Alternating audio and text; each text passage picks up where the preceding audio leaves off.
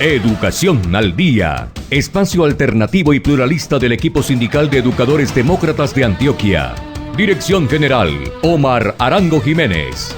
Escúchelo de lunes a viernes a partir de las 7:30 de la noche en los 1020 de emisora Claridad de Todelar. Somos comunicación, lucha y servicio. Hola, ¿qué tal, amables oyentes de Educación al Día? Muy buenas noches. Les recordamos que este es el espacio radial del equipo sindical de educadores demócratas del departamento de Antioquia. Mi nombre es Karina Arango Carbonó y hasta ahora les doy la bienvenida a este espacio radial para la educación y temas de actualidad.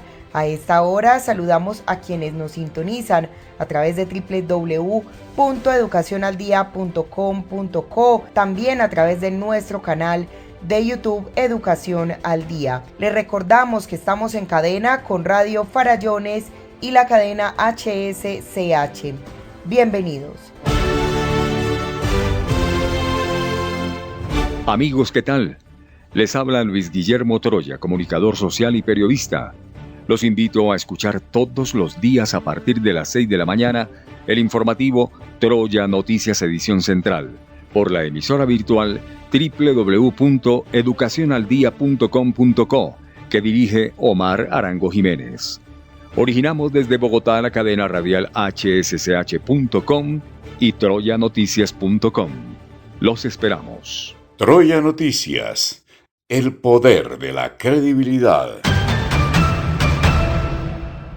Los docentes y estudiantes queremos volver a las clases presenciales en entornos seguros. FECODE reitera que es responsabilidad del gobierno garantizar condiciones previas y verificables, bioseguridad y respetar los preceptos científicos. La educación pública requiere inversión, no presión ni apuros. Primero está la vida y la salud. Unidos vamos con FECODE. Y damos inicio a nuestro programa Educación al Día la noche de hoy con una interesantísima entrevista realizada por el ejecutivo de FECODE, Omar Arango Jiménez, al docente Luis Ramón Pájaro, quien es dirigente del Sindicato de Educadores del Departamento de Bolívar, SUDEP.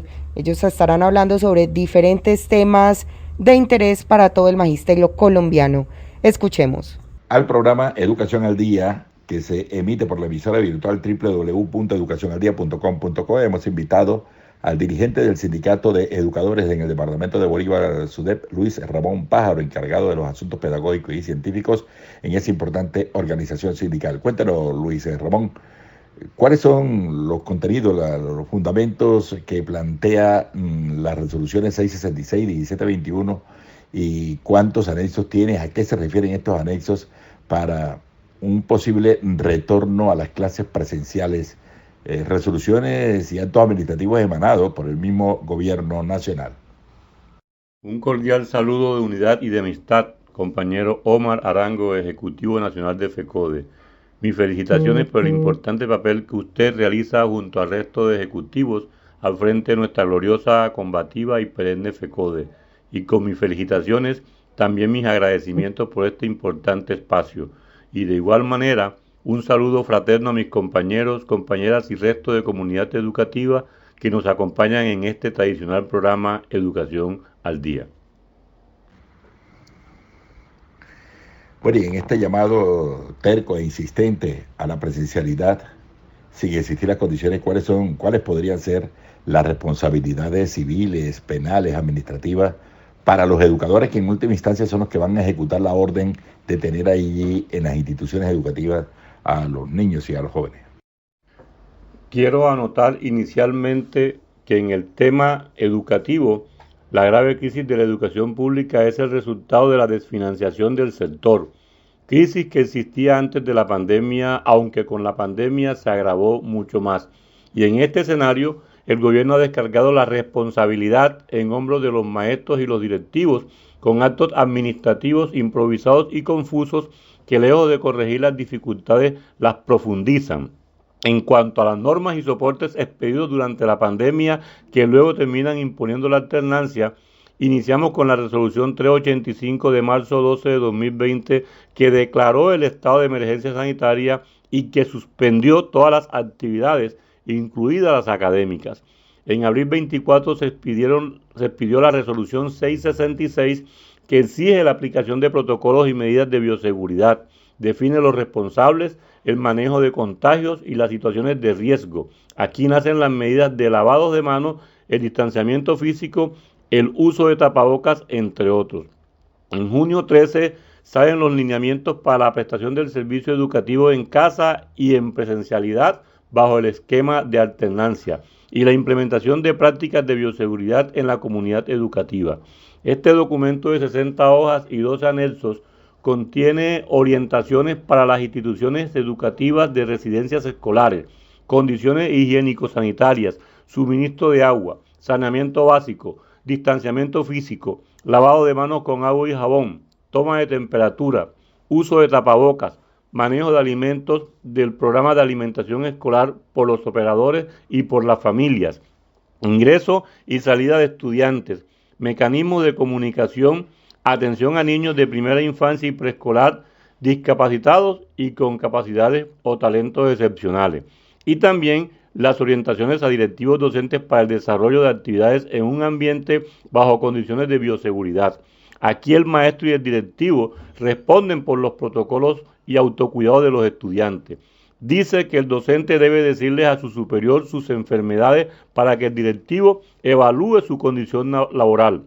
Otro desacierto de esta medida, y también aclaramos que se habla de lineamientos y no de protocolos. Son recomendaciones generales entre las que se destaca el lavado de manos cada 3 horas en colegios donde no hay agua, el uso de tapabocas durante toda la jornada, incluso para niños de preescolar y primaria, y el distanciamiento de 2 metros en escuelas donde hay hacinamiento. Luego expide la directiva ministerial número 11 y 12, la 11 de mayo y la directiva ministerial 12 de junio de 2020, que se pronuncia también sobre el regreso a clases presenciales bajo la modalidad de alternancia, aún sin contar con las condiciones de bioseguridad requeridas en cuanto a políticas, prácticas, recursos e infraestructura y demás elementos.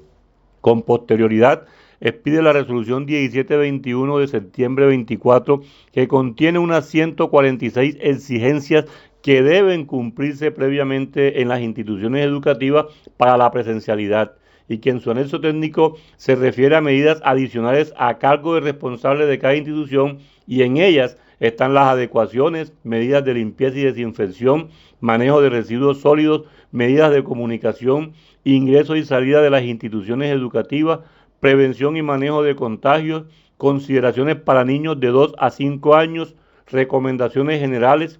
También se habla de la conformación de un comité coordinador de implementación y evolución de estos protocolos, pero se debe anotar que estas exigencias deben cumplirse en su totalidad, que no es posible el cumplimiento a medias, puesto que se pondría en riesgo la salud y la vida de la población. Luego se expide en octubre la directiva ministerial 016, que establece la orientación para el plan de alternancia educativa y plantea la conformación de un comité de trabajo intersectorial por cada entidad territorial certificada. Expresa que en 30 días de su expedición, el ente territorial certificado debía presentar la propuesta de alternancia, dejando claramente la responsabilidad al ente territorial certificado, y éste debía orientar a los entes territoriales no certificados en la conformación de un comité intersectorial. Es decir, que la propuesta de alternancia es del ente territorial certificado y no de las instituciones educativas. Sin embargo, los entes territoriales certificados están solicitando a las instituciones educativas que presenten su propuesta de alternancia, induciéndolo a extralimitarse en sus funciones y asignándoles responsabilidades, sabido que no cumplen con las exigencias planteadas en la resolución 1721. Y finalmente se expide la directiva ministerial número 018 de diciembre de 2020, que se pronuncia imponiendo la alternancia a pesar de no cumplirse con las exigencias de las resoluciones 666 y 1721 y demás pronunciamientos. Nuestro llamado es a la desobediencia civil, porque el regreso a clases presenciales expone a la comunidad a un contagio masivo con consecuencias desastrosas. Frente a este debate, profesor Luis Ramón Pájaro, ¿cuál es el mensaje que le podríamos enviar a los padres de familia, que le podemos enviar a la comunidad en general, a los mismos directivos docentes a los secretarios de Educación sobre esta insistencia en el llamado a la presencialidad? Los padres de familia, docentes, estudiantes y resto de comunidad educativa y comunidad en general, les expresamos con creciente preocupación que el riesgo de contagio y muerte por la pandemia del COVID-19 aún está presente en la comunidad, en las calles, en nuestras instituciones educativas, en los escenarios públicos y privados, por lo que el único sitio seguro es nuestra casa y nosotros en estado de confinamiento. Nos toca identificar esta pandemia como la enfermedad que ha ocasionado más muertos en Colombia y en el mundo, además del enorme problema económico y social. Mucha gente sufre de miedo, de angustias, de hambre y lo peor es que se viene un nuevo brote mundial. Hoy es necesario cuidarse del COVID-19. Llegamos a una situación en donde no hay laboratorios para pruebas, no hay camas UCI, cientos de contagios entre maestros y beneficiarios, muchos fallecidos, agravada esta situación porque el gobierno entregó el manejo de la pandemia a las EPS que no realizan las pruebas suficientes y de las que las realizan, el resultado llega muchas veces cuando el paciente está sano o ya falleció, que no realizan un rastreo de los asintomáticos, lo que impide tener con claridad un porcentaje del contagio real en el país. A esto le agregamos la denuncia de la posible existencia de un subregistro, puesto que los medios anuncian unas disponibilidades de camas UCI, pero en la realidad la gente se nos muere en las urgencias por la falta de camas. Hoy todos debemos luchar por contener el aumento del contagio del COVID-19 y una de estas exigencias es no al regreso aún a clases presenciales. La alternancia sin inversión no garantiza la seguridad, la salud y la vida de la comunidad en general. Por el contrario, la pone en peligro. Desde FECODE estamos orientando entonces a no retornar a las actividades presenciales porque no existen las condiciones en muchas instituciones educativas. ¿Qué le podría pasar? ¿Qué opina usted? ¿Qué le puede pasar a un educador que no asista a esa convocatoria, a ese llamado que hacen algunos directivos docentes? Muchas han sido las actividades de protesta, de movilización y de paros nacionales indefinidos en defensa de la educación pública y en defensa de los derechos laborales, salariales y prestacionales del Magisterio Nacional. Hoy en día luchamos por la vida como derecho esencial y primario. No es dable que el gobierno nacional suspenda actividades con 75 contagiados y pretenda regresar a clases presenciales ahora con 2.200.000 contagios y 55.000 muertos. Sobre este particular, el gobierno mismo exige el regreso a clases presenciales, pero cumpliendo los protocolos de bioseguridad de las resoluciones 666 y 1721, y es donde está claro que nuestras instituciones educativas no pueden iniciar estas clases presenciales porque no cumplen con la totalidad de estas exigencias. La obligación del Estado es el de proteger el derecho a la vida. Desde el preámbulo de la Constitución Política se contempla la vida como uno de los valores del ordenamiento constitucional y debe defenderse. En los artículos 2 y 11 superiores se encuentra estipulado que las autoridades de la República están instituidas para proteger la vida de todas las personas por tratarse de un derecho de carácter fundamental e inviolable. Este deber de protección de la vida es un imperativo incluso en tratados internacionales y se constituye en un mandato superior, en una obligación de todas las entidades del Estado sin excepción y en consecuencia todas las actividades que se realicen y decisiones que se tomen deben tener el propósito de lograr las condiciones para la supervivencia y el desarrollo efectivo de la vida humana en sociedad.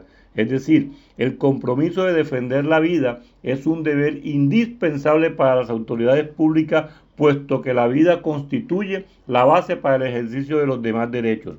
Está claro que la vida misma es el presupuesto indispensable para que haya titularidad de otros derechos y obligaciones. Lo anterior quiere decir que no pueden obligar al magisterio ni resto de comunidad educativa a un regreso a la presencialidad que se traduce en riesgo de muerte. todo el Magisterio Nacional debe expresar con documento escrito que no se tienen las condiciones para el regreso a clases presenciales ni bajo la modalidad de alternancia, pero que estamos listos para trabajar cuando estén dadas las condiciones. De momento, continuamos ajustando y flexibilizando el currículo y con él las metodologías, los procesos de enseñanza y aprendizaje y evaluación, los planes de estudio, los contenidos y las áreas para trabajar con toda la responsabilidad y el compromiso de nuestras casas en defensa también de la educación pública, además de la vida y la salud. Y en muchas ocasiones tratan de demostrar, de argumentar el retorno a las clases presenciales con los muchachos, porque hay serias afectaciones en la salud mental, en el avance del conocimiento muy lento de los muchachos, de los estudiantes. ¿Qué opina usted de Luis Ramón?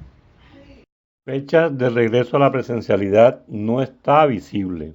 El Magisterio Nacional, bajo la orientación de FECODE, nos declaramos en desobediencia civil preservando la vida y la salud de la comunidad en general, pero al mismo tiempo nos preparamos para el regreso a la presencialidad, puesto que es el escenario propicio para la educación pública. Pero para ello exigimos condiciones dignas, previas, verificables, y en ese sentido exigimos el cumplimiento de los acuerdos pactados con FECODE y con esto la reforma constitucional al Sistema General de Participaciones para que se aumenten los recursos que garanticen las infraestructuras educativas adecuadas y modernizadas con escenarios deportivos y culturales, laboratorios, sala de sistemas, bibliotecas, dotación, mobiliario, programas de alimentación escolar, transporte escolar, personal docentes y directivos suficientes, personal administrativo y de servicios generales, y para ello seguiremos avanzando en el diagnóstico que dé cuenta de estas necesidades.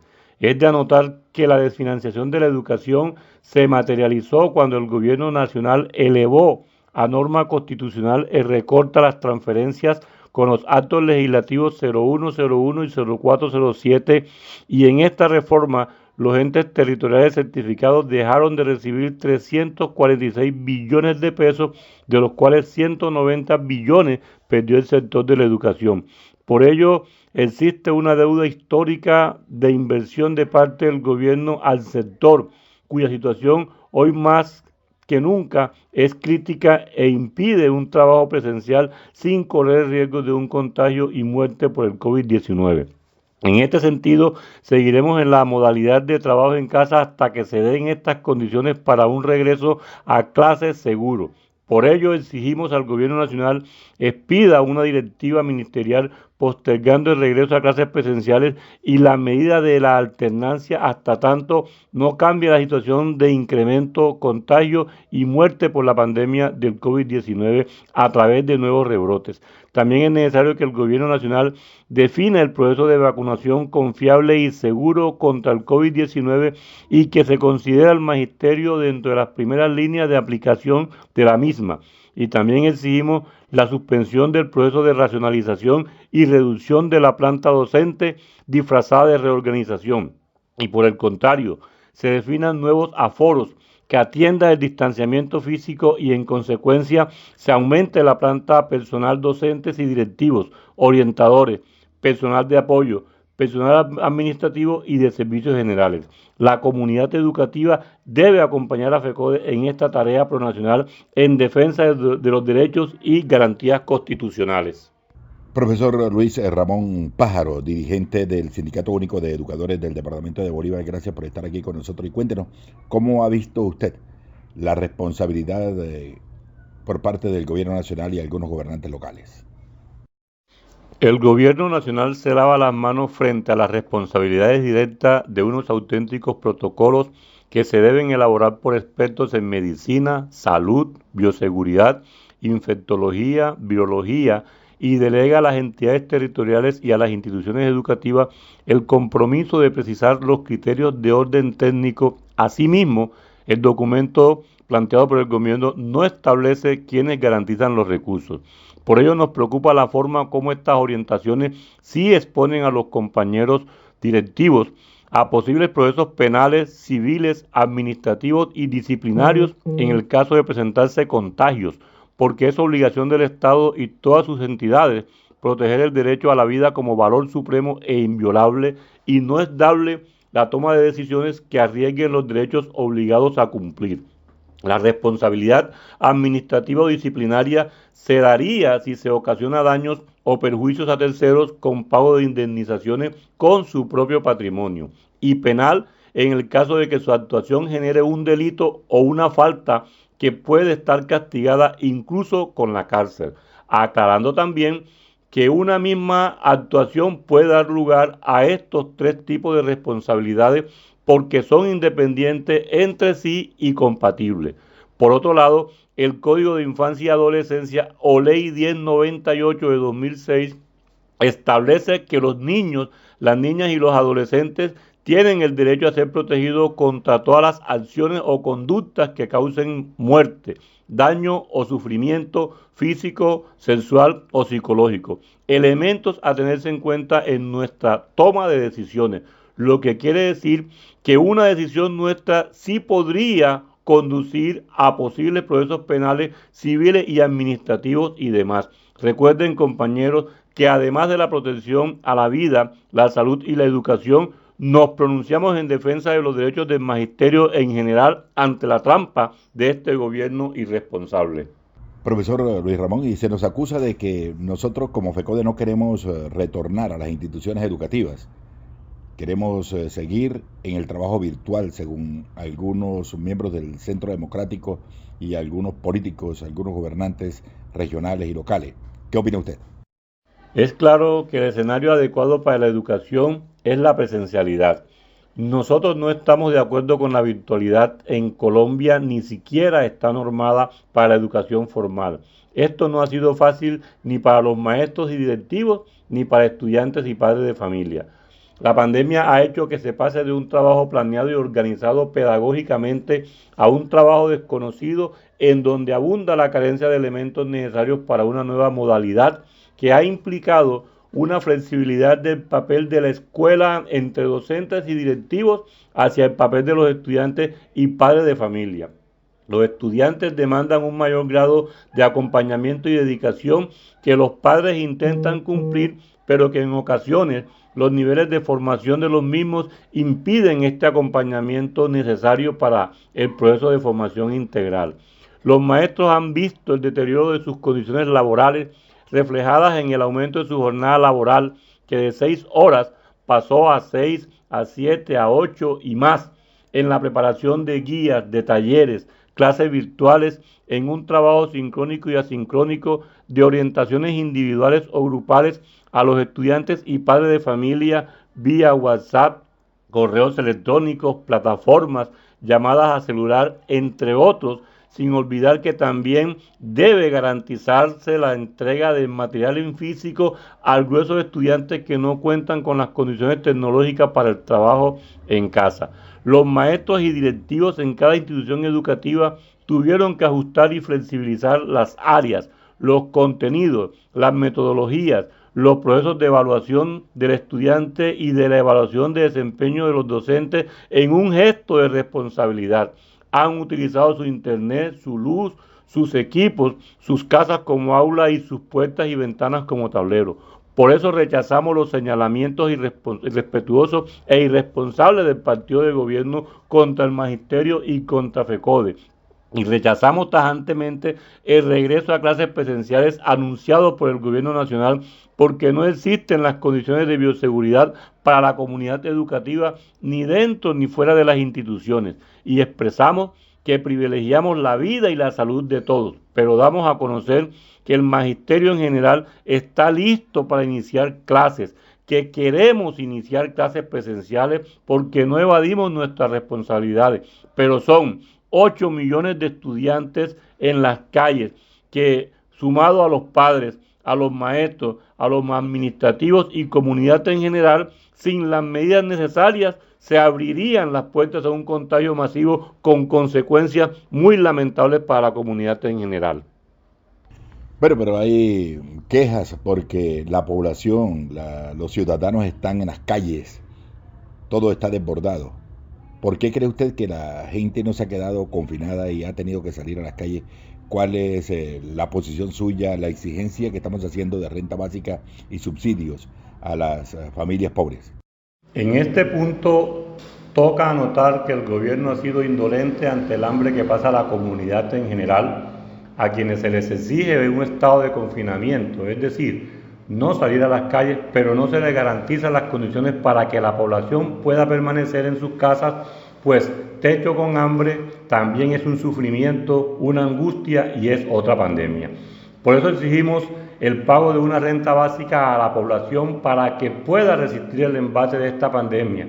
De igual manera, la situación laboral es muy crítica. 6 millones de desempleos como consecuencia del cierre de 1 millón de micros, pequeñas y medianas empresas, porque tampoco el gobierno ha subsidiado sus nóminas. Y estas han tenido que cerrar echando a la calle a los empleados. Y por otro lado, ha sido una constante el no pago de las deudas con los hospitales, el no pago a médicos y demás trabajadores de la salud. Lo anterior da cuenta del mal manejo que se ha hecho de esta pandemia, razones que sumamos para seguir oponiéndonos al regreso a la presencialidad sin las condiciones necesarias. Por ello, el magisterio seguirá desde sus casas cumpliendo con responsabilidad y compromiso la atención de estudiantes y padres de familia.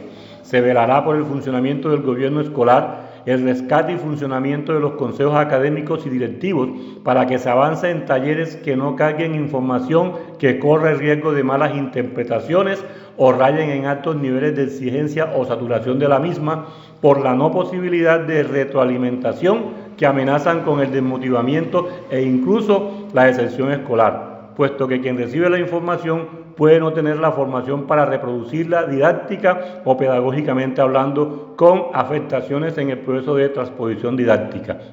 El proceso evaluativo también deberá ajustarse al contexto como un factor importante, teniendo en cuenta que muchos quieren abandonar y no podemos permitir la deserción escolar. En este sentido, vamos a continuar con el diseño y entrega de unas actividades pedagógicas flexibles, autorrealizables por los estudiantes, con el acompañamiento de los padres de familia, en donde se privilegie el trabajo en casa, preparadas a partir de la autonomía escolar y los contextos escolares. Finalmente, solicitamos a los padres y comunidad en general a renovar el proceso de matrícula de sus hijos y acudidos, definir todo el respectivo proceso de matrícula para fortalecer la educación oficial como una herramienta de progreso y desarrollo ciudadano. Vamos todos adelante. Profesor Luis Ramón, muchas gracias por estar acá con nosotros, pero cuéntenos finalmente, ¿qué opina usted de la forma como se quiere intimidar a docentes y a directivos docentes del 1278 por parte de superiores jerárquicos con la aplicación de la evaluación de desempeño? ¿Cuál es su opinión? Este es un punto de mucha importancia. La evaluación de desempeño laboral docente modificó de manera regresiva las condiciones laborales, salariales y prestacionales de los maestros, y con ella se materializa la inestabilidad laboral por ser una de las causales de exclusión del escalafón para quienes la pierdan 2 veces consecutivos. El rector o director es el responsable del proceso de evaluación para los docentes y el superior jerárquico para el caso de los rectores o directivos. Lamentablemente es un instrumento utilizado para el acoso por parte de algunos evaluadores hacia sus evaluados. No obstante que el decreto 3782 asigna como responsabilidad al evaluador promover un ambiente de confianza, respeto y comunicación efectiva que facilite el proceso, la valoración de las evidencias recolectadas para emitir la calificación, notificar al docente o directivo el resultado final, concertar un plan de desarrollo personal y profesional, resolver los recursos que le sean interpuestos y entregar a la Secretaría de Educación los resultados finales de la evaluación. Pero se debe recordar que este proceso parte de un acuerdo inicial entre evaluador y evaluados, en el cual se definen las contribuciones para luego, en el proceso, aportar las evidencias de acuerdo con el decreto número 3682 y la guía número 31 del Ministerio de Educación Nacional. La circular número 40 del Ministerio de Educación Nacional también exige la necesidad de concretar nuevos acuerdos entre el evaluador y el evaluado y la revisión de los compromisos, teniendo en cuenta las modificaciones, ajustes y flexibilizaciones del currículo, además de tener en cuenta todas las evidencias que se puedan aportar ante las dificultades generadas por la pandemia, recordando que los compromisos pactados deben ser alcanzables. Podemos concluir diciendo que este proceso de evaluación se realiza bajo elementos de concertaciones consignados en un acta de inicio a partir de la revisión del proceso y el reajuste de las nuevas condiciones impuestas por la pandemia. Pero en los ajustes realizados no puede afectarse ningún miembro de la comunidad educativa, incluido en este proceso los docentes. Por ello, los maestros no pueden temer a posibilidades, persecuciones, acosos o amenazas de los evaluadores, ya sean compañeros directivos o superiores jerárquicos, con valoraciones negativas sobre situaciones que no hacen parte de los concertados o definidos al inicio del año. Esta evaluación se realiza bajo el cumplimiento de las funciones de los maestros y en este sentido los maestros han dado muestra de responsabilidad, sentido de pertenencia y altruismo. Lo que se ha realizado en educación se debe a que los maestros y directivos han aportado incluso recursos de sus bolsillos. El internet que utilizan lo pagan de sus recursos. Lo mismo los equipos tecnológicos que utilizan, la luz y elementos de papelería. Todos lo pagan de sus recursos. Fue esta disponibilidad de los maestros lo que permitió la finalización del año escolar, una situación que también debe hacer parte de las consideraciones del proceso de evaluación. No hay razón para afectar a los maestros o directivos en este proceso de evaluación de desempeño después del gran esfuerzo que realizaron y realizan. Sin embargo, en caso de presentarse situaciones contrarias, el artículo 23 del decreto 3782 establece que contra el acto de evaluación anual de desempeño laboral docente proceden los recursos de reposición y apelación, los cuales deben ser resueltos dentro de los 15 días hábiles siguientes a su presentación por el inmediato superior y por el superior jerárquico respectivamente. Y de igual manera el artículo 24 establece que el evaluador deberá declararse impedido para realizar la evaluación de desempeño laboral de un docente o directivo docente cuando se encuentre incurso en una o varias de las causales de recusación previstas en la ley y expresará por escrito a su superior jerárquico la causal aducida, explicando las razones en que se fundamenta. Pero también el docente o directivo docente podrá recusar al evaluador ante el superior jerárquico de este, a quien le expresará por escrito la causal aducida, explicando las razones en que se fundamenta. La decisión será adoptada mediante acto administrativo motivado dentro de los 5 días hábiles siguientes.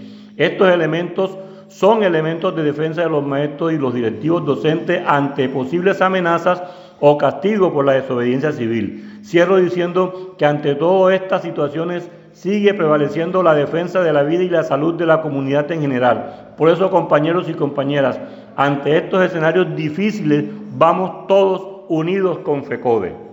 Bueno, Luis Ramón Pájaro, hablando de otro tema, el tema del concurso de posconflicto.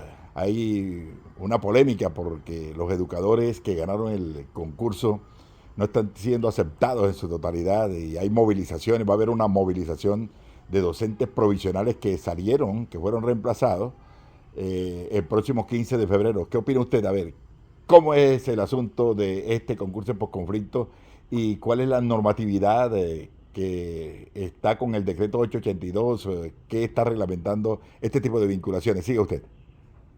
Bueno, buenos días, compañeros, compañeras. En efecto, esta es una de las situaciones más difíciles para el magisterio y para la junta directiva de los sindicatos, puesto que aquí se refleja la lucha o la pelea entre el docente contra el docente. Es decir, los docentes que están, por mucho tiempo, algunos inclusive sindicalizados, gran parte de estos sindicalizados, que tienen 10, 15 años de estar prácticamente en esa situación, que enfrentaron la violencia, que tuvieron que salir inclusive en las noches, en las madrugadas, en fin, para parte de las situaciones que se vivían. En estos momentos pues son desplazados, pero también hay la situación de los compañeros que llegan, que se ganaron el concurso legalmente y que también lógicamente tienen todo el derecho a vincularse. Entonces el que está tratando por lo menos de permanecer y el que llega pues tratando prácticamente de ingresar. En Colombia, como el decreto 3020 congela la planta docente, entonces lógicamente es difícil adicionar nuevos maestros a nivel nacional e inclusive por los mismos entes territoriales. Entonces, lo primero que yo creo es que en los acuerdos por lo menos de La Habana, en la vinculación de estos maestros de post-conflicto, debió definirse que eran maestros nuevos, no de los que están, porque lo que hacemos es que le cambiamos el rótulo a los que estaban en plazas mayoritarias, ahora decimos que son plazas de post-conflicto. Entonces, lógicamente, esos que tienen los 10, los 15 años, pues tendrían que salir para que ingresen los que llegan. Lo otro es que el concurso definido por el decreto 882, por el decreto 1578 y con posterioridad por la resolución 4972, fijaron unas condiciones, unas bases que en su momento debieron rechazarse, puesto que la situación se veía venir. Pues lógicamente, si bien es cierto, el concurso benefició con el tema del arraigo a muchos maestros que estaban, es cierto que un porcentaje pues no los benefició y de una u otra forma pues en estos momentos ven amenazado su trabajo. Entonces aquí lo que miramos, lo que concluimos nuevamente es que hay que seguir continuando por el cumplimiento de los acuerdos con FECODE para que de una vez por todas el gobierno aumente los recursos en una reforma al sistema general de participaciones, porque esto permitiría pues toda la política que viene discutiendo FECODE. Con recursos tendríamos la jornada única, con recursos tendríamos el preescolar de 3 grados, con recursos tendríamos el fortalecimiento de la educación campesina, de la educación formal, de la educación de adultos, de la educación rural, de la educación. Con recursos estaríamos pues en condiciones adecuadas las infraestructuras educativas, con escenarios deportivos y culturales. Es decir, aquí básicamente el cumplimiento de todos los acuerdos están cruzados con el aumento de los recursos. Entonces, yo creo básicamente que debemos apuntarle a esta situación. El gobierno nacional tiene que revisar en consecuencia estas dos situaciones. Uno, pues lógicamente no es justo que este magisterio que está trabajando en vacantes definitivas en la zona por lo menos de post-conflicto en estos pues le toque salir, sino que se le busque la solución para que estos compañeros de una vez por todas sigan y ojalá sigan de manera definitiva. Pero también hay que se ganó legalmente el concurso, entonces pues también se le busque la solución para que ingrese. Yo creo también que ahora con el tema de la pandemia, pues lógicamente con más razón tiene que seguirse discutiendo los aforos, tiene que seguirse discutiendo los promedios, ya no pueden ser los establecidos en el 30-20, porque lógicamente no es posible que nuestra infraestructura educativa no cumplen con las normas NTC 4595 y puedan aguantar 32 estudiantes en las aulas de clase.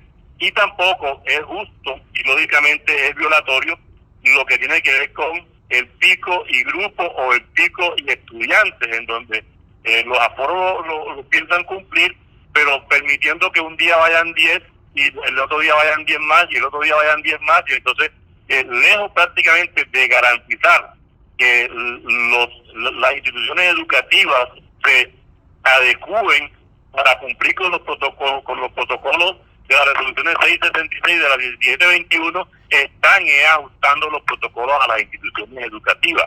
Entonces, esa es una situación por lo menos que está ahí pendiente. Oiga, hay que tener un grado de responsabilidad en este sentido, hacer una revisión para poder seguir combatiendo el tema de la pandemia, atender la planta de personal, aumentar los docentes, aumentar los directivos, los celadores, los bateadores y buscarle por una salida definitiva a esta situación. Pero ya sabemos que la solución final está en que se aumenten los recursos para atender de manera adecuada el derecho fundamental a la educación y ahora pues también lógicamente defendiendo el derecho primario y esencial a la vida. Si hoy se habla de 320.000 maestros en Colombia, esa es la nómina, hay la opción de que se aumente esos 10.000 maestros. ¿Cuál sería la figura? ¿Cómo es lo de la cifra que usted me da de que se pueden nombrar 10.000 maestros más fuera de la planta que está aprobada hoy? Bueno,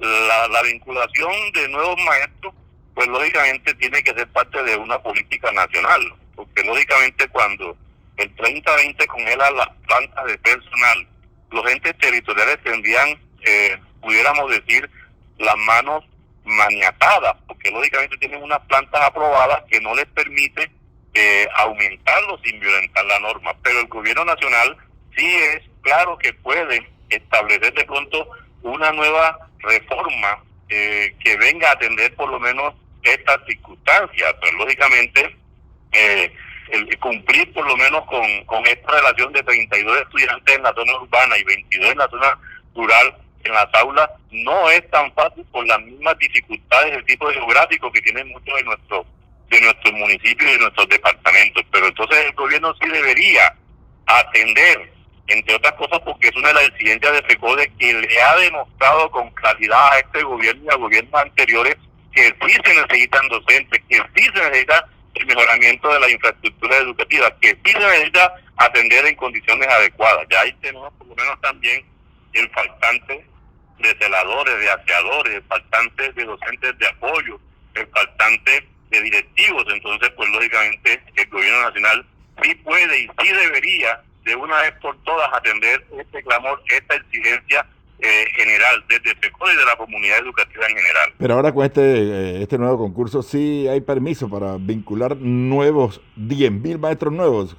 ¿Cómo es el asunto, amigo Luis Ramón Pájaro? No, es que vuelve y comentaba esta situación, es decir, a nivel departamental no es tan fácil, ni tampoco es dable inducir de pronto a los entes territoriales al incumplimiento de la ley. Entonces, como tienen las plantas congeladas, tendrían muchas dificultades para vincular nuevos docentes sin, lógicamente, por un lado el permiso de la comisión, pero lógicamente por lo menos sí es posible con una reforma al 30-20, donde lógicamente estas plantas aprobadas, viabilizadas a nivel departamental, se puedan aumentar con las justificaciones que cada uno está planteando y no colocar de pronto topes mínimos, no colocar topes de 32, sino colocar topes máximos, por ejemplo, topes de 25, topes máximos de 32. Eso permitiría que haya lógicamente una reorganización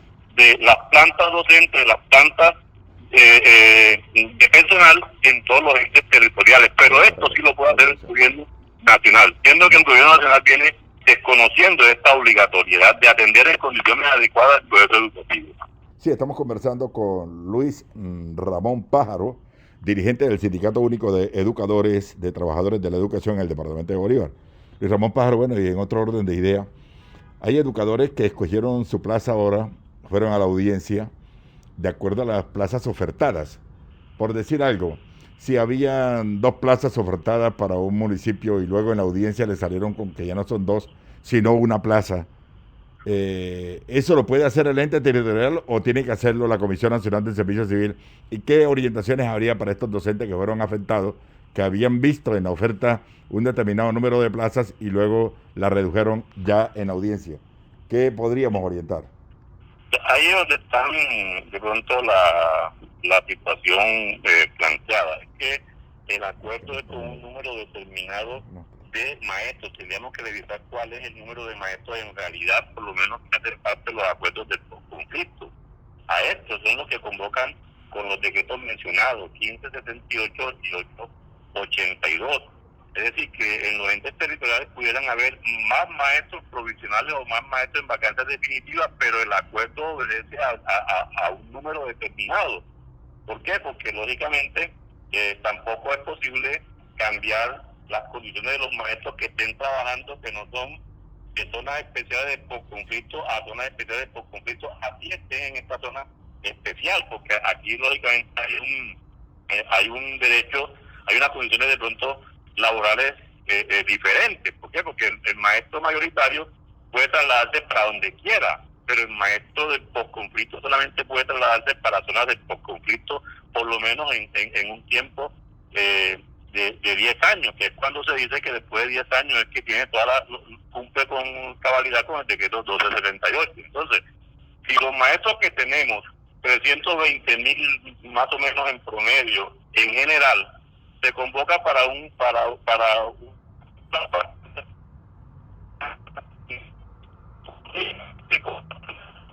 es decir, que saldrían 10.000 para que entren 10.000. Ahí está, yo digo, uno de los principales errores, porque estos 10.000 maestros que van a fortalecer esta zona deben ser maestros nuevos, maestros adicionales, en donde se mantienen los que están y los que llegan van a fortalecer las plazas, pero lógicamente no se contempló eso, y en la actualidad lo que se está haciendo es cambiar a los que están en unas condiciones por unos maestros que están llegando en estos momentos. Es lo que hace que el que está en la zona de post-conflicto entonces tenga que salir para llegar un compañero que puede de pronto no estar en esa sí, que pudiera, como dicen los que están, no tendría el derecho, aunque ahí se gana el concurso legalmente. Finalmente, Luis Ramón Pájaro, y gracias por estar con nosotros en educacionaldia.com.co. Cuéntenos, en el programa Educación al Día, lógicamente, que dirige Karina Andrea Arango Carbonó. Cuéntanos, Luis Ramón, ¿qué podríamos orientar, informar a los educadores que están escuchando este programa, que eran docentes provisionales y quedaron sin la plaza? ¿Qué se les puede orientar? Bueno, aquí la primera, es decir, la primera orientación que podemos dar es el convencimiento y la necesidad de la unidad. Nosotros miramos por lo menos maestros que atacan a FECODE cuando FECODE es que ha venido garantizando prácticamente que las plantas permanezcan y que las plantas de personal se aumenten. FECODE es el que viene luchando por los recursos para que haya más maestros y más directivos. Entonces aquí lo que tenemos es que hacer la unidad, que tanto los maestros que están llegando como los maestros que están, fortalezcamos a FECODE, fortalezcamos de pronto el movimiento y la lucha sindical para que entre todos podamos conseguir, como hemos dicho, que se aumenten los recursos para que se puedan aumentar las plantas docentes y el resto de plantas de personal. Entonces la orientación final es que estemos del mismo lado, que apoyemos a FECODE y que nos apoyemos mutuamente y luchemos contra la política neoliberal de este gobierno, que finalmente es quien deteriora las condiciones salariales, prestacionales del magisterio y del resto de los trabajadores en Colombia. Bueno, muchas gracias, Luis Ramón Pájaro, dirigente del Sindicato de Trabajadores de la Educación en el Departamento de Bolívar, por estar con nosotros en este su programa educacionaldia.com.co. Muchas gracias, muy amable, Luis Ramón. Muchas gracias a usted, Omar, y saludos a todos los oyentes. Los docentes y estudiantes queremos volver a las clases presenciales en entornos seguros. FECODE reitera que es responsabilidad del gobierno garantizar condiciones previas y verificables, bioseguridad y respetar los preceptos científicos. La educación pública requiere inversión, no presión ni apuros. Primero está la vida y la salud. Unidos vamos con FECODE. Amigos, ¿qué tal? Les habla Luis Guillermo Toroya, comunicador social y periodista.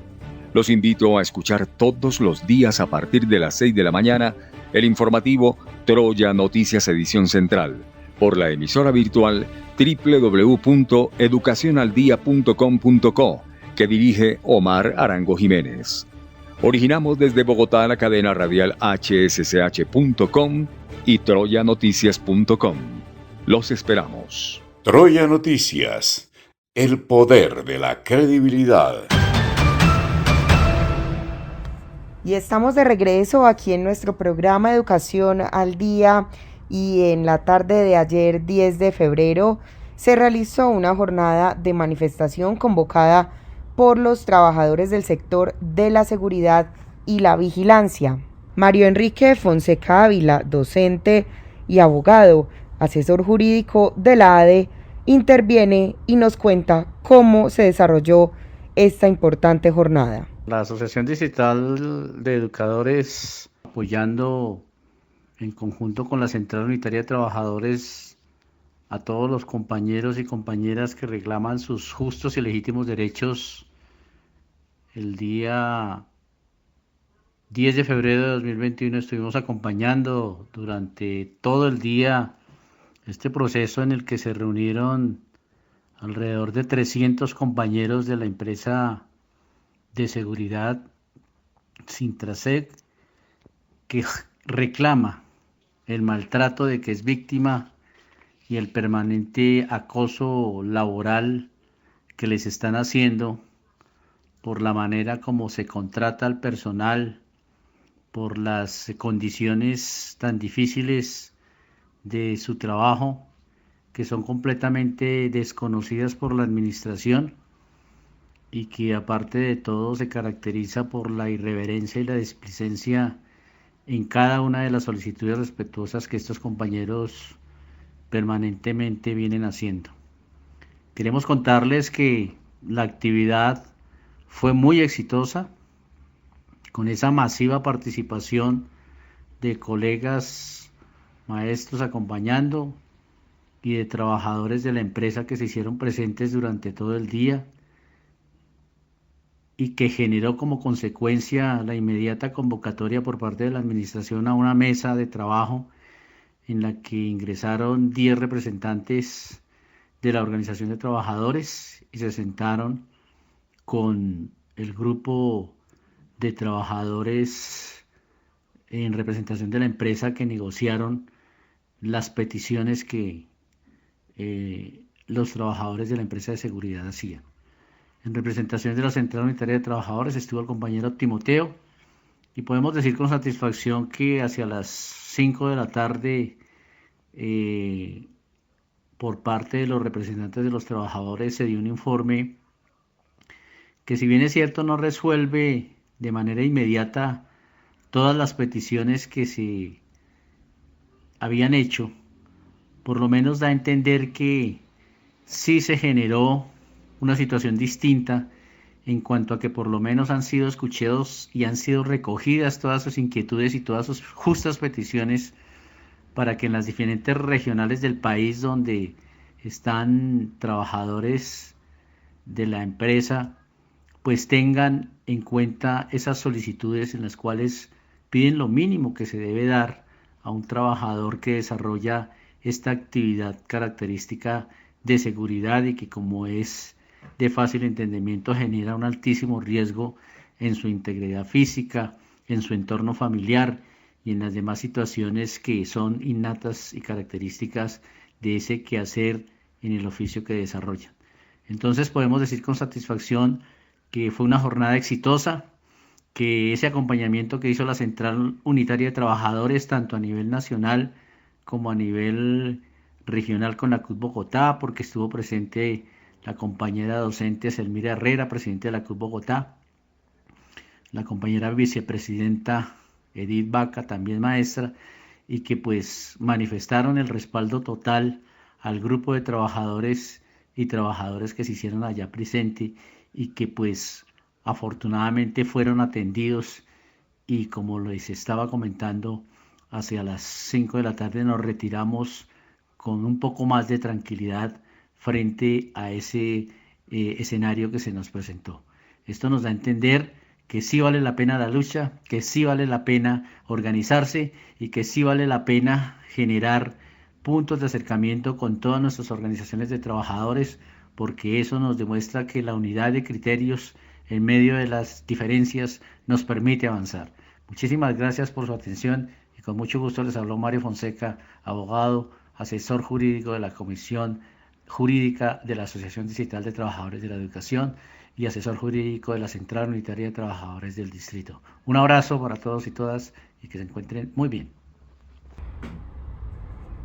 Y a esta hora tenemos noticias para los docentes del 1278, la sección segunda, subsección A, de la Sala de lo Contencioso Administrativo del Consejo de Estado, con ponencia del magistrado William Hernández Gómez, mediante sentencia del 18 de noviembre del 2020, ha ratificado que los docentes de la nueva carrera que tuvieron vinculaciones como docentes oficiales mediante nombramientos provisionales, hora cátedra, contratos u OPS antes del 26 de junio del 2003, se deben pensionar con el régimen exceptuado de los antiguos docentes y no bajo las condiciones de la Ley 100 de 1993, tal como lo vienen aplicando el Ministerio de Educación Nacional y la Fiduprevisora. Con esta decisión se sienta el más alto precedente jurisprudencial en este tema, lo que implica que los docentes que reúnan estas condiciones pueden adquirir la pensión de jubilación con 55 años de edad y 20 de servicio, pudiendo recibir al tiempo salario y pensión si continúan activos. Escuchemos a continuación al director de Haz Leyes, maestro legal José Eduardo Ortiz Vela. Un saludo fraternal a todos los docentes de Colombia. En esta oportunidad les traemos muy buenas noticias, porque el pasado 18 de noviembre del 2020, en una sentencia que se conoció en estos días, el Consejo de Estado, Sala de lo Contencioso Administrativo, sección segunda, subsección B, con ponencia del magistrado William Hernández Gómez, finalmente nos ha dado la razón respecto al tema de recuperación de régimen pensional. El Consejo de Estado, como lo hemos dicho, todavía no se había pronunciado sobre este tema. Sin embargo, con esta sentencia es el primer precedente positivo respecto al derecho que tienen los docentes oficiales que se vincularon antes del 26 de junio a través de contratos, horas cátedras, OPS o con nombramiento provisional, y que posteriormente ingresaron a la nueva carrera docente. El Consejo de Estado ha dicho en esta importante sentencia que ellos son beneficiarios del régimen pensional exceptuado. Al fin y al cabo, nos da la razón la máxima instancia del contencioso administrativo y crea un precedente positivo para todos los maestros. Es una muy buena noticia que la compartimos con ustedes, porque como lo hemos dicho, existían fallos a nivel del Consejo de Estado, a nivel de los jueces administrativos y a nivel de los tribunales administrativos, pero aún no del Consejo de Estado. Con este fallo del Consejo de Estado se ratifica nuestra tesis. ¿Y en qué consiste este beneficio? En que los docentes que tengan estas características pueden pensionarse con 55 años de edad o 20 de servicio en la pensión de jubilación que llamamos de Ley 33. O también los docentes que hayan trabajado y tengan cotizaciones con el sector privado pueden pensionarse con la famosa pensión de jubilación por aportes de la Ley 71. Esta noticia nos llena de satisfacción porque nuestro equipo jurídico fue el primero que empezó a trabajar de este tema. Les vamos a mostrar la edición segunda de nuestro periódico Maestro Legal de julio de 2005, donde ya tratamos este tema. De ahí lo venimos trabajando a nivel de vías administrativas y de demandas, y empezamos a obtener resultados favorables en el 2010. Pero solo fue en el 2016, el 2 de abril, cuando por primera vez un asesor del magisterio dijo que estos maestros tenían recuperación del régimen. Lo dijimos en Cali y vamos a pasarles un pedacito de este video para que vean que venimos trabajando este tema hace mucho tiempo. Muy importante, que ha despertado muchas expectativas en todo el país, y es una noticia que produjo nuestro equipo jurídico hace 4 meses, referente a la posibilidad jurídica de que docentes de la nueva carrera, es decir, aquellos vinculados bajo el decreto 1278 de 2002, que vienen en materia pensional regidos por la Ley 100, puedan recuperar el régimen anterior. Y lo hemos escrito en nuestro periódico y lo hemos dado a conocer a través del canal de YouTube, pero hoy tenemos esta alegría que compartirla con ustedes. Y esta alegría se la debemos a un equipo de trabajo, los abogados de Haz Leyes, y a nuestro jefe jurídico, Carlos Quispe, que han sido batalladores, que han sido constantes y dedicados en este tema, porque hoy podemos decir que con este fallo del Consejo de Estado, este es un tema que se abre paso ya a nivel jurídico y gana un espacio bien importante. Pero decirle a los maestros que quien reúna esas condiciones, es decir, les vuelvo y les repito, que tengan alguna vinculación oficial antes del 26 de junio de 2003 y hoy estén en la nueva carrera, no los deben pensionar con Ley 100. Tienen que pensionarlos con el régimen exceptuado. A los maestros que reúnan esos requisitos les decimos que cuando cumplan el estatus, es decir, que el día que reúnan 20 años de trabajo y 55 años de edad, ese día se puede empezar a tramitar la pensión. El Ministerio de Educación no comparte este criterio. Para el Ministerio de Educación, todo docente de la nueva carrera docente está en Ley 100. Entonces, lo que hace el Ministerio es negarle. Allí, con esa negación, debemos acudir a los estrados judiciales para hacer valer nuestros derechos y hacer valer estos precedentes, que ya no solamente son de juzgados, que ya no solamente es de tribunal administrativo, sino que hoy existe un precedente fundamental en el Consejo de Estado. Entonces, compañeros docentes, búsquenos en nuestra página web asleyes.com, acudan a nuestras oficinas, a nuestras redes sociales y seguramente les vamos a asesorar en estos casos. Estas son buenas noticias a pesar de las dificultades, a pesar de las pandemias. El Consejo de Estado nos ha dado la razón, entonces es muy benéfico para un maestro pensionarse con el régimen pensional anterior. ¿Por qué? Porque la pensión se la liquidan sobre el 75% de lo cotizado en el último año. No es como en Ley 100, que empiezan con el 65% con lo cotizado en los últimos 10 años.